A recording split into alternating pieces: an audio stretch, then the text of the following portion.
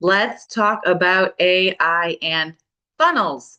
So, people are using the chatbots, whether it's ChatGPT or Claude or Perplexity, whatever their just chatbot of choices, they are using it to look for information. Whether or not they are finding accurate information is a very big, very relevant question that I would love to dive into, but that's a matter for a whole other video. And it doesn't change the fact that that's what people are doing, right? We can argue about what they should be doing all day long, and it's not going to change anything because they're going to keep doing what they're doing. As a marketer, our job is to go where the people are, get in front of them, get our message in front of them in a way that resonates with them so that we can engage and convert those people. So if they're on the chatbots, then we got to talk about the chatbots. Now, to be clear, I am not all doom and gloom on Google. First of all, it's not really that new that this is happening. It's just evolved.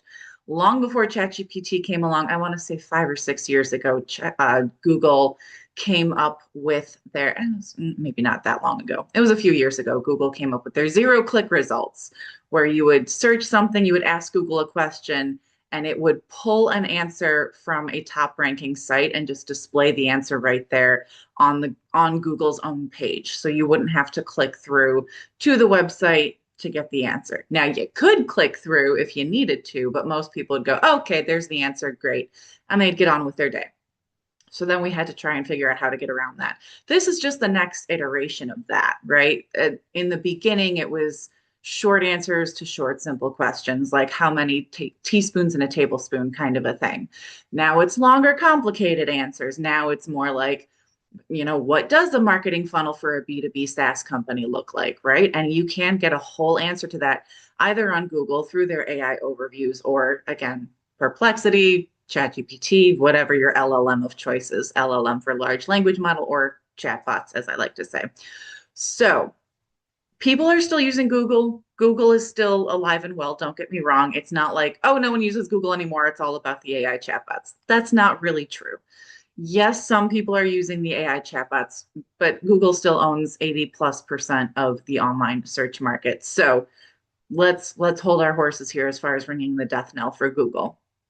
That said, I do find it interesting, especially with the AI overviews, it is changing how people are looking for information because we are getting a lower click through rate. That being said, when people do click through from an AI overview or again, chatbot of your choice, those do tend to be higher intent clicks, meaning those are people in the later stages of the buyer journey.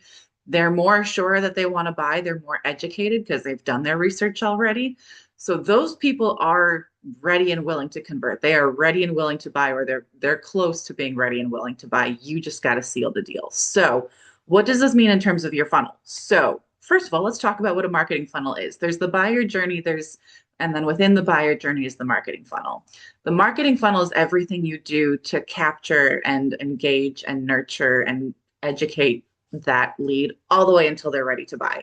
So, for example, someone might see a post on social media, they follow you on social media, you post something that leads them to your website, hopefully, right? They go to your website, they read a few blog posts, you say, hey, if you like this content, sign up for our newsletter. They sign up for your newsletter. You keep getting relevant content in front of them because you know the content they've been consuming. So now you know you just need to continue to give them more content related to those topics.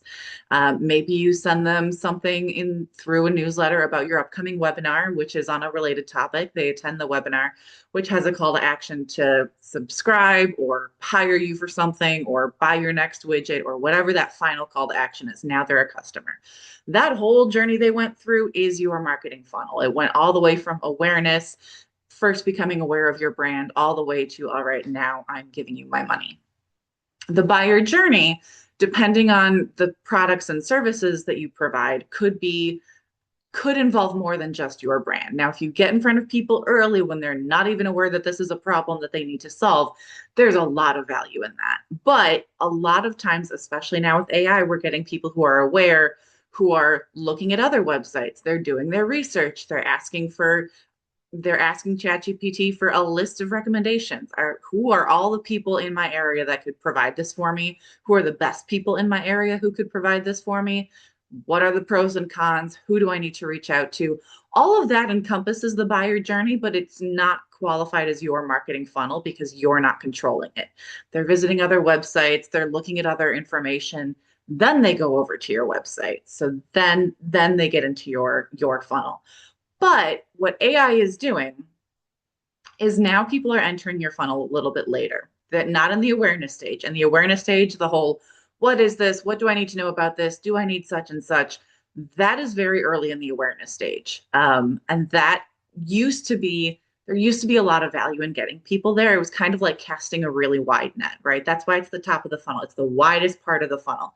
You're getting as many people as you can there. Not all of those people are going to go to the smaller and smaller parts of the funnel. That's how you weed people out that are not interested, that are not good clients of yours, so that by the time people do reach out, they're a really high quality lead. But casting that net and getting those people in the early stages was so valuable because it was kind of like a baby chick imprinting on the first thing it sees, right? If someone is just entering the world of financial planning, for example, and they happen to land on your social media post, listen to your blog post, your podcast episode, whatever it might be, if you're the first person that positions themselves as an expert, that they see as an expert in that world, right as they're dipping their toes in the water, they're going to see you as the expert, especially if you can find a way to stay in touch with them, stay top of mind, keep nurturing, keep educating them all the way until they're ready to buy. They're going to be like, well, of course I'm going to buy from you because you are the person in this industry. You are the expert. You have given me all this great information. Everything I know about financial planning came from you, right? That's what it's like. That's the value of getting those people in the early stages of the buyer journey. But that's not really happening anymore because they just go to the chat bot and say, hey, what do I need to know about such and such? That's it. Okay, great. Thanks. They go on with their day. Now, a lot of SEO people are now all about, okay, now we have to get AI to mention our brand. And I'm like, hold the phone here.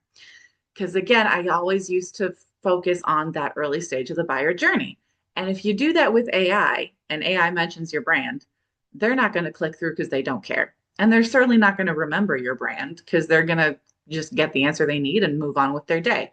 Instead, there's much more value in getting people early in like the middle of the buyer journey, that aware, not awareness, but like consideration, like, all right, I'm aware of this. I've done some research. I've looked at this, that, and the other. And now I'm pretty sure I'm ready to buy. I'm almost ready to buy. Now I'm just doing my research, comparison shopping, right? Looking at their different options. That's when they're going to click over to your website from either a chatbot or Google or whatever search engine they're using to look for you, right? That's when they're going to click through. And again, that's a higher intent buyer. So they're not necessarily clicking to a blog post, although they might be if it's something crafted for people in the middle of the funnel or even later stages of the buyer journey. They might go straight to a sales page, right? So now your sales page has to do the work to convert that lead. My point is, it's not about getting AI to mention your brand. It's about when is AI mentioning your brand. You really want to focus on that content middle to late stages of the buyer journey and really focus on that content for the chatbots so that you can get those people in that stage of the buyer journey over to your website to see you as the expert. So as far as how to do that, a lot of the same stuff works. It's a lot of creating content that's high quality content. More images and videos work better with the chatbots than used to work with Google. Google always kind of struggled to figure that out, but the chatbots are getting pretty good at reading audio and visual content. So getting that out there and honestly getting together with your friends. That was always part of Google's strategy. Google's algorithm was looking at what people are doing, what, not just what are you saying, but what are other people saying about you? Are other people using you as a reference? There was a certain amount of other people are referencing you, but a lot of it was the backlinks. And more it was, are people using you as a reference? Are people pointing to you as, this person really knows what they're talking about. You should go check out their website, go check out their podcast, whatever it is you've got going on that they are pointing you towards. Google would cue in on that. Same with the chatbots. If other people online are talking about you and saying, hey, who really knows their stuff is this person over here. That really gets their attention. And I think it weighs more heavily with the chatbots than it did with Google. And again, it's not just the links, the backlinks that used to be really good for SEO with Google.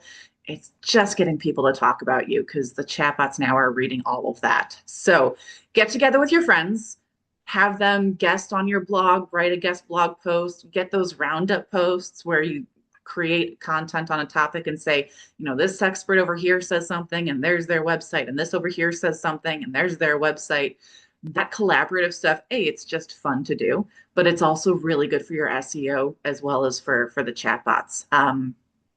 Guest on people's guest on people's podcasts and ask them to guest on your podcast. Have a podcast if you don't already. Ask them to, write guest blog posts for you. Go out and write guest blog posts for them. Get everywhere. It's not just about what's on your website. That is part of it. And you do still need your own website. You do still need to own the narrative and own your own online real estate. But the more you can get out and get your brand out there, and get other people talking about you, the more that's going to benefit your SEO. So that is it. That is what I have to talk to you today about how AI is changing your marketing funnel and what you can do about it. If you have any questions about the funnel, your target audience, putting all that together, that is a sandbox that I love to play, and I love putting that puzzle together. So reach out if you have any questions. I love talking about this stuff. You can get more content like this over on my website, which is AV as in my initials, Allison Verhalen. That is avwritingservices.com. You can reach me over on LinkedIn, where I believe I'm the only Allison Verhalen on there. And you can reach me directly at info@avwritingservices.com. That's it. Have a great week and happy blogging, everyone.